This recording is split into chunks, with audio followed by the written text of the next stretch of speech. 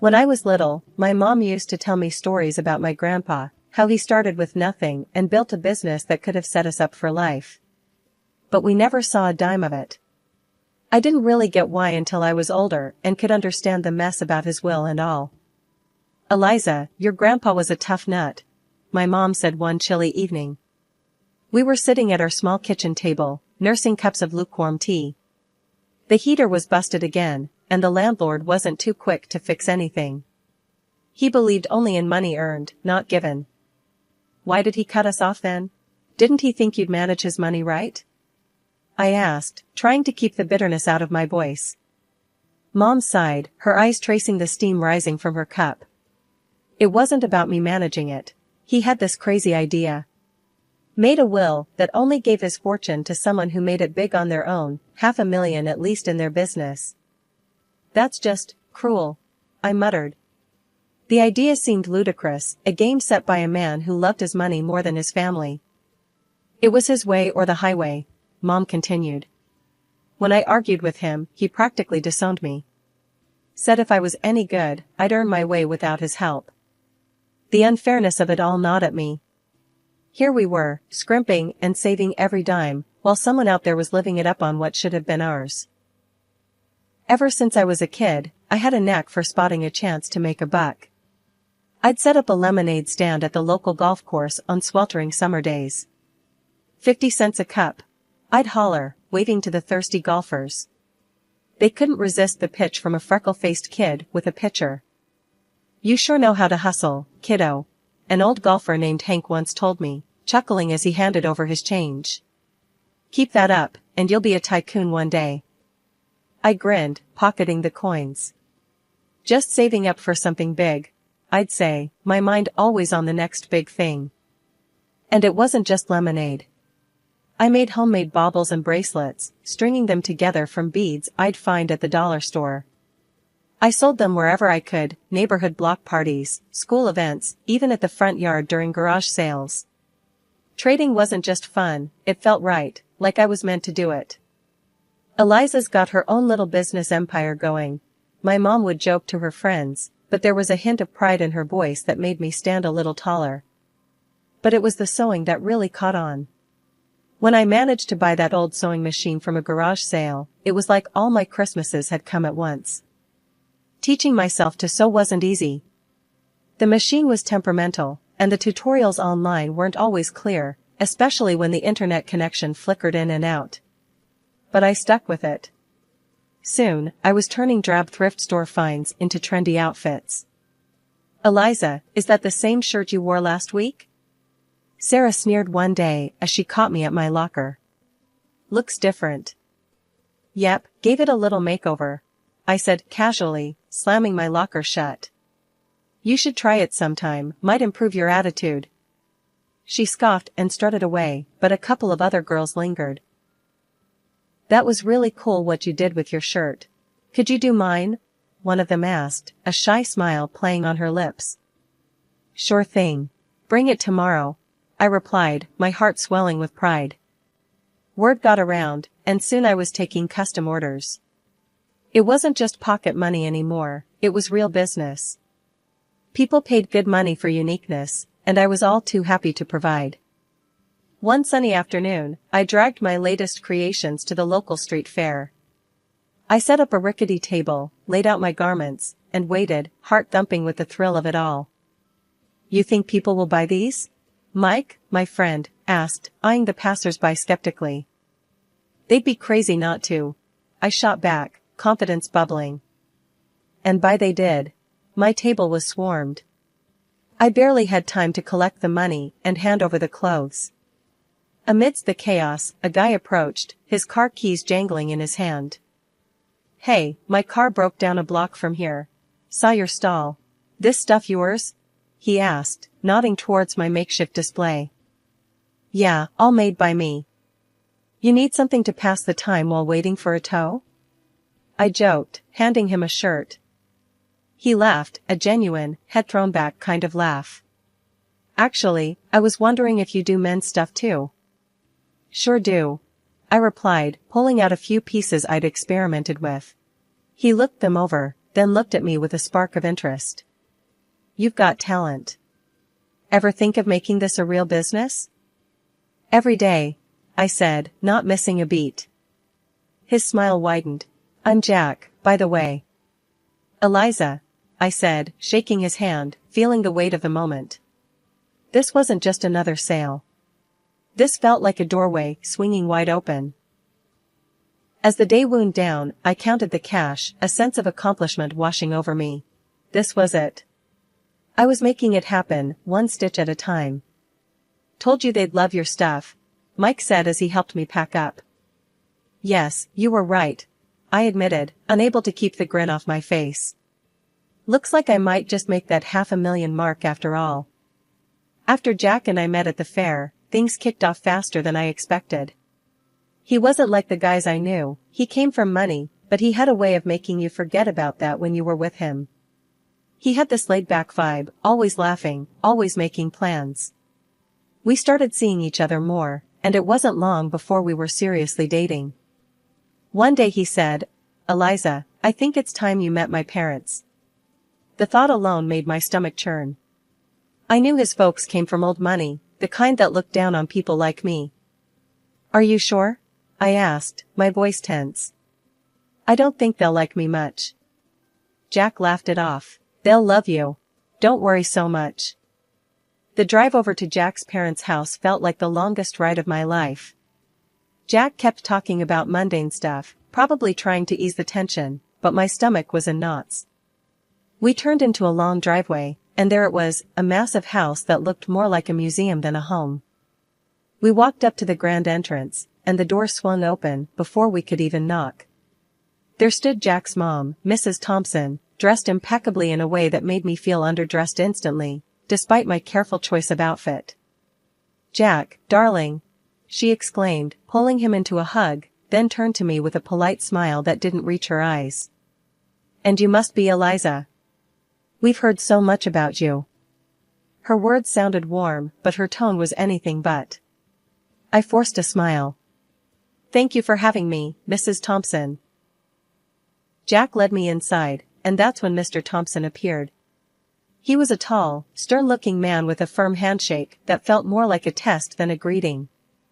Eliza, a pleasure, he said, his voice deep and unemotional.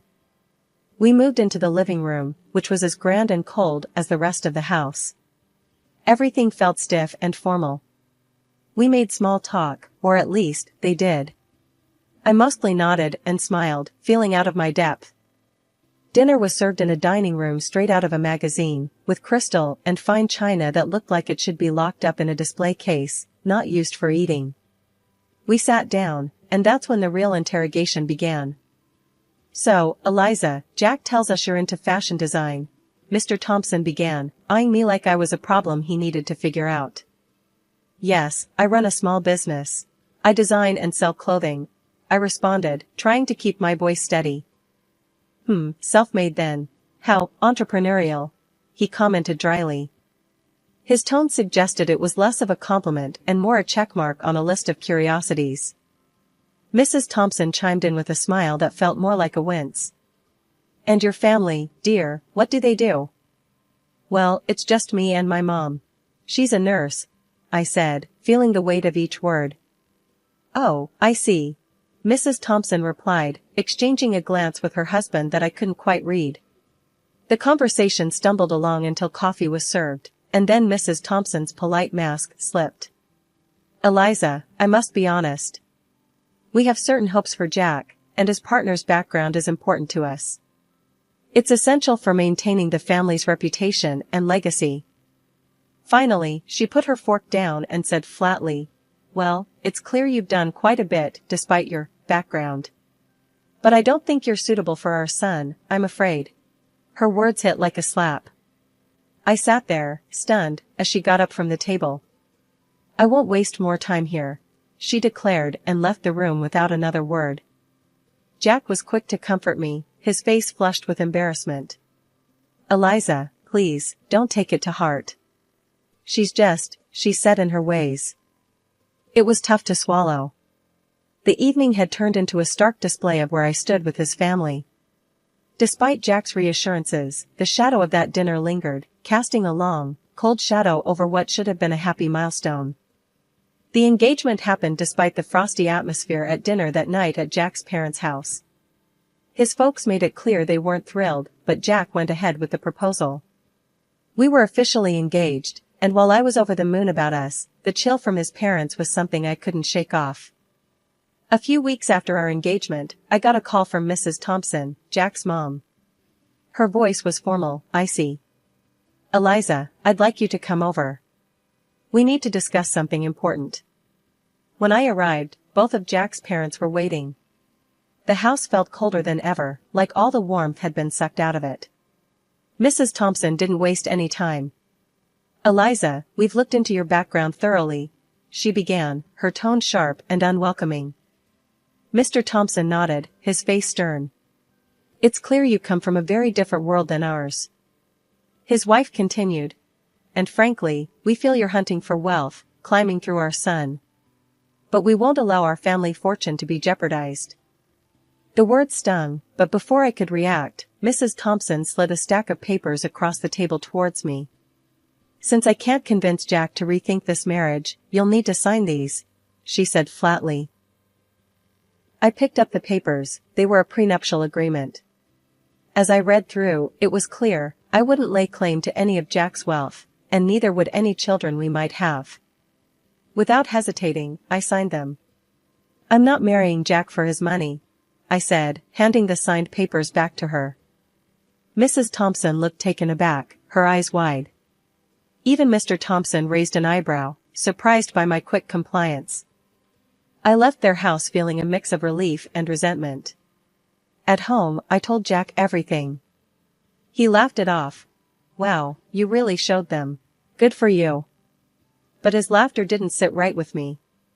"Aren't you bothered that your mom thinks so lowly of me? She humiliated me, Jack." He shrugged, still smiling. "I get why you're upset, but you know how Mom is. She has her reasons, and well, she's not completely wrong to worry, right?" His words felt like a slap. Not only had his mother insulted me, but now Jack was subtly defending her. It hurt, realizing that maybe he wasn't entirely in my corner. A year after our engagement, as the wedding drew closer, my life was a whirlwind of excitement and stress. My business, a sportswear brand I had started from scratch, was finally taking off. It was thrilling to see my designs being worn and loved. I had built a small capital, enough to expand and take on bigger challenges. As for the wedding, I wanted something simple, intimate.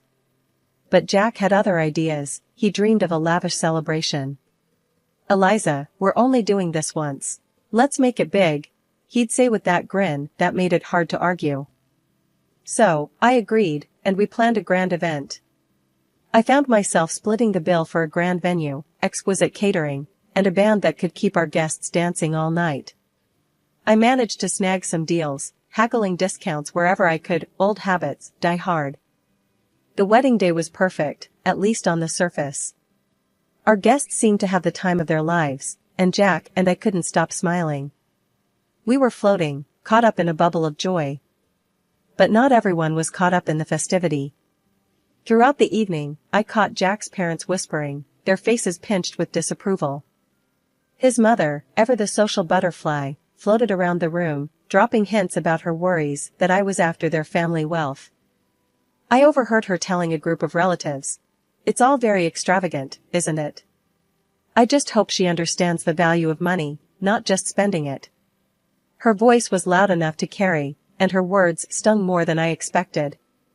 After the wedding, things didn't settle down. Jack's mom posted on social media, lamenting that Jack had married someone like me. She wrote about her fear of losing her son to a woman who, in her eyes, wasn't worthy. Reading those words hurt. I felt my throat tighten and my eyes burn, not just with sadness, but with frustration.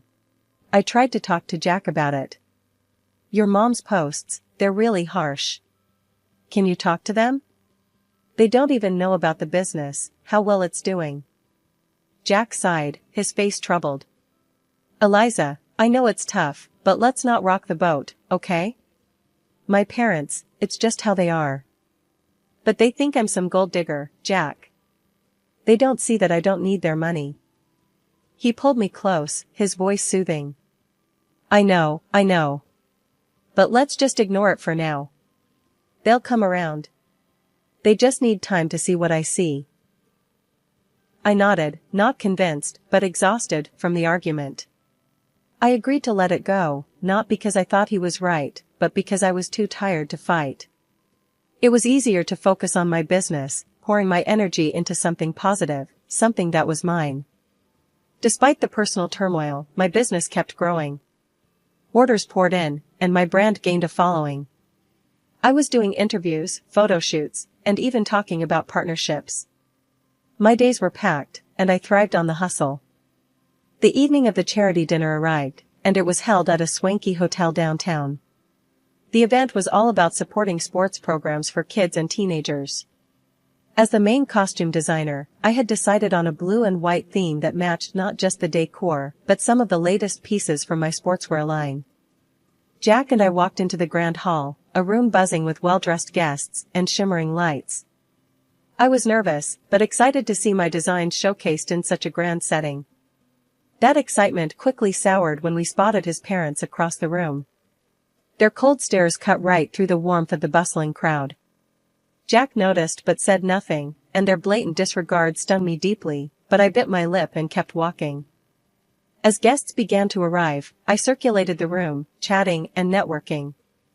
Jack was by my side, his usual charming self, but I could tell he was a bit overwhelmed by the scale of the event. You're really pulling out all the stops, huh? Jack commented as we watched the crowd from a distance. Go big or go home, right? I replied with a wink. Eliza, you've outdone yourself, a familiar voice said from behind me. Turning around, I saw a local sports celebrity who'd worn my designs before. These uniforms are fantastic. Thanks so much. Enjoy the evening, I smiled, handing them a business card. Let's catch up soon. The event was buzzing, the atmosphere electric with enthusiasm and goodwill. Then, the moment of truth arrived. The host took to the stage to thank the sponsors, and my heart raced as he started to speak. We hadn't been seated long when the evening's presenter took the stage to kick off the event. The atmosphere was lively, filled with applause and cheer until it came time to thank the sponsors. My heart raced with pride and anxiety as my name was announced as one of the main contributors. I'd like to extend a special thank you to Eliza, whose generous donation of over $300,000 made tonight possible. The presenter boomed through the microphone. The room erupted in applause, but it was abruptly pierced by a shriek from Mrs. Thompson, Jack's mother. Absolutely not, she screamed, drawing the room into a shocked silence. She demanded a microphone, and once it was handed to her, she didn't hesitate. This is preposterous. Eliza couldn't possibly afford this. She's nothing but a poor beggar using my son's money. She's a cunning predator, sneaking into our family to bankrupt us. Her words echoed through the hall, venomous and loud. The presenter, taken aback but composed, quickly tried to correct the situation. Mrs. Thompson, I assure you, you are mistaken. Eliza's company is extremely successful and fully capable of such generosity. I know this firsthand. The crowd murmured, the tension palpable. Then, in an unexpected move, the presenter passed the microphone to Jack, hoping for him to clear the air.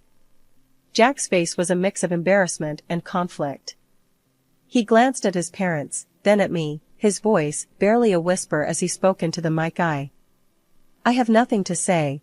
And with that, he walked over to his parents, leaving me standing alone amidst a sea of whispers. The weight of the moment settled heavy on my shoulders. I felt exposed and humiliated, not just by the accusations, but by Jack's refusal to defend me, to affirm the truth about my success. The pride I had felt in my contribution was tarnished, overshadowed by the drama unfolding around me. Stepping into the spotlight, I approached the microphone, my heart pounding, but my resolve clear. Good evening, everyone. Thank you for being here tonight. I started, my voice steady, despite the tumult of emotions. Tonight, I'd like to share something very personal about my journey. The room fell silent, all attention on me. I started as a street entrepreneur, not just to make ends meet, but driven by a dream. That dream led to the creation of a sportswear brand that many of you know now. Pausing, I looked around, meeting the eyes of young athletes and seasoned businessmen alike. When my company's profits hit $500,000, I fulfilled a promise to a very special person, my grandfather. I continued, my voice growing stronger. He left a will stating that his inheritance would go to a relative who made their own success, reaching that exact figure in their business. Whispers filled the hall, and I took a moment to let that sink in. That inheritance has been used to fuel not just my personal growth, but to give back through charity, much like tonight's event. The crowd was listening, some nodding, as I unfolded more of my story. After the pandemic, my business didn't just survive, it thrived, growing several times over. Every challenge faced was a stepping stone. As I concluded, I stand before you, not just as a business owner, but as someone who believes in the power of perseverance and dedication. The room erupted into applause, some guests standing in ovation. I scanned the crowd, seeing faces light up with respect and admiration, but my eyes briefly caught Jack's parents. Their expressions, once haughty, now showed disbelief and embarrassment. They quietly exited the hotel. Jack, looking equally shaken, tried to approach me, muttering an apology. Eliza, I just shook my head and walked past him, my emotions a mix of triumph and heartache. I needed space, not just from the evening's drama, but from everything. I decided to stay at the hotel that night, alone with my thoughts. Later, as I sat in the quiet of my hotel room, my phone rang. It was Mom. Her voice was thick with emotion. Honey, I saw everything. I just want you to know how proud I am. To see you stand up there, telling your story, reclaiming your truth, you're everything I hoped you'd be. After spending a night at the hotel, to clear my head, I returned home. The place felt different, heavier somehow, as if the walls themselves held the tension from the last few months. Jack was there, waiting. As soon as he saw me, he tried to apologize again. Eliza, I'm so sorry about everything. Can we just forget all this and start over? He pleaded, his voice desperate. I shook my head, the decision heavy on my heart, but clear in my mind. Jack, I can't. I don't want to be with someone who can't stand up for me, who sides with his parents over his wife. It's not just about last night. This has been building for a long time. His face fell, and he reached out, but I stepped back. I'm filing for divorce, I said firmly. I didn't wait for his response. I gathered a few essentials and left for my mother's house, the one I recently bought with the inheritance from my grandfather. It felt like a sanctuary after the storm I'd walked through. The divorce proceedings were straightforward. Thanks to the prenup we had signed, and with no children to consider, it was over quickly. During that time, Jack's parents tried to intervene. They called repeatedly, trying to patch things up, not for my sake, but because their son's lifestyle had changed now that I was out of the picture. I blocked their numbers. It wasn't just to silence the constant ringing, but to cut off a past that was holding me back. Through friends, I heard Jack started drinking, lost his job, and eventually, his parents disowned him, not wanting to tarnish their reputation with his downward spiral. I felt a pang of sorrow for him. Despite everything, I never wished him ill. But I knew I needed to move on. I couldn't dwell on what had been, only on what could be. Living at my mom's place gave me the peace I needed to think about my next steps. The business was still thriving, and I poured more of myself into it, not just to distract from the divorce, but to rebuild stronger foundations for my future. One evening, sitting in the garden my mom and I had started together, she turned to me, a soft smile on her face. You did the right thing, Eliza. It's tough, but you're tougher. And I'm here, always. Thanks, Mom. I know. It's just a lot to process, I replied, feeling the weight of her support. As long as you remember that you're not just surviving, you're building, learning, and growing. That's what matters, she said, squeezing my hand. She was right. The end of my marriage wasn't just an ending. It was a gateway to a new chapter. One where I could make decisions without second-guessing if someone had my back.